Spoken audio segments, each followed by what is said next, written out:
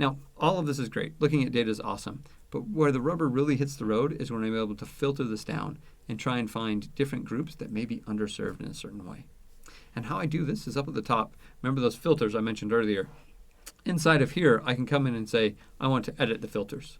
And what this is going to do is it's going to let me choose to only see responses that meet a certain criteria.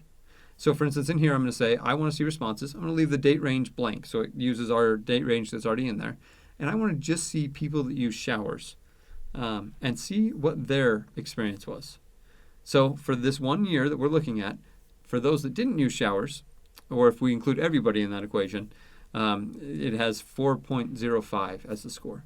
For those that did use showers, we see a score here of 4.10. So it seems to be those that use showers had a little bit better experience. Now, I like that filter. Maybe I want to save that. I can come down to the Save Filter section, hit Add New. I add a name for this filter. Choose whether this is a personal or global, meaning do I want everyone with access to the dashboard to be able to see this, or is this just a filter I want to see?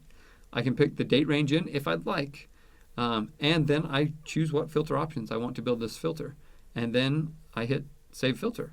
In doing so, I will then get a new saved filter down here that always appears, and as I change the different parameters above, these filter parameters that I've applied will also apply, and I'll be able to see those scores. Where this often is used to the most benefit tends to be around demographics like gender. Being able to see, okay, for those that self-identify as male, how do they feel about the services? And for those that are female, how do they feel about the services? And then when I change the parameters, if I say, hey, what about those that use showers? Those will automatically update. And so now I'm looking at not just everyone that use showers, but I'm looking at both male and female breakdown of how I use the showers. The data is really only as valuable as you can use it to turn it into action and be able to try and improve the experiences of the people you're serving.